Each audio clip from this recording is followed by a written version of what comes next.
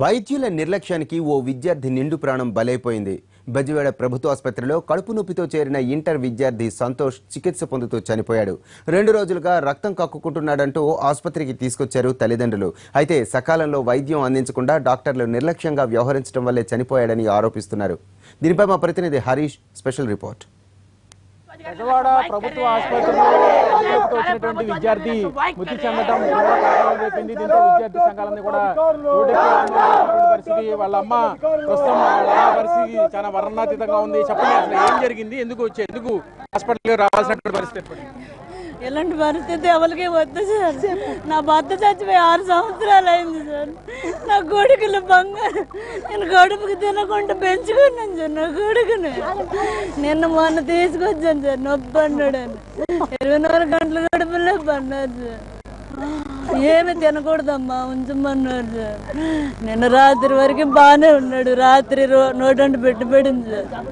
నోటంటి పెట్టి పడుతుందమ్మా, పిల్లోడికి కొంచెం చూడండి అమ్మా అంటే అదేమవ్వదమ్మా అని సార్. నా కొడుకు ఏ నాజు జ్వరం కూడా నాకు తెలియదు సార్. ఇదే ఫస్ట్ టైం. నా కొడుకుని చంపేశారు సార్. ఏ కొడుకుని చంపొద్దు సార్. దయచేసి ఏ తల్లి కడుపు కోత పెట్టద్దు సార్.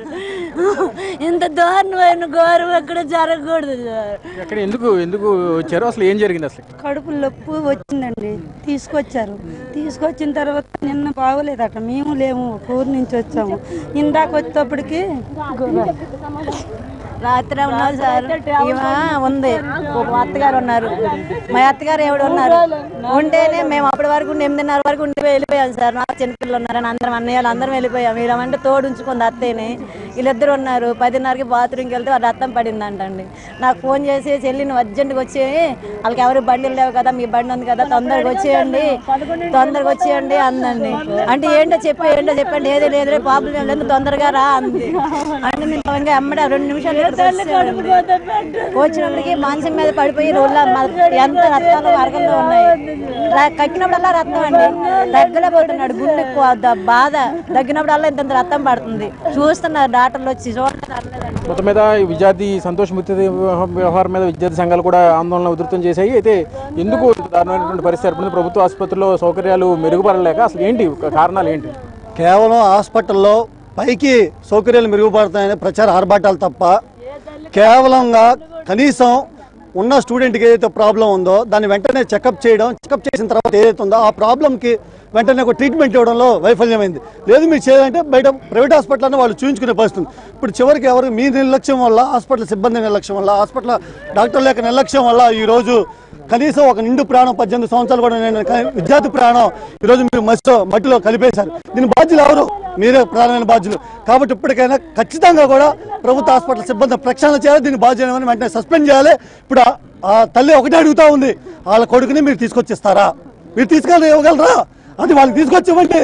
ఇది మేము అడుగుతా ఉన్నాం. కాబట్టి ఇప్పటికైనా ప్రభుత్వం వెంటనే కూడా దీని మీద ఒక విచారణ కమిటీ వేసి దీని బాధ్యతలపై చర్యలు తీసుకోవాలా? ఏదైతే చనిపోయిన కొడుకు వెంటనే మీరు తీసుకురాగలరని మేము అడుగుతా ఉన్నాం. పేదోళ్ళు ఎవరు శ్రద్ధగా తీసుకోవట్లేదు సార్. ఒకవేళ ఎవరైనా శ్రద్ధగా తీసుకుని వాళ్ళు చెప్పినా వీళ్ళు వింటలేదు సార్. అన్నమాట ఏ తల్లి కడుపు కోత పెట్టొద్దు సార్. దయచేసి చదువుకొని ఒక తల్లి కడుపు కోత నిలబెట్టమనండి సార్. నాలాంటి కడుపు కోత ఏ తల్లికి రాకూడదు సార్.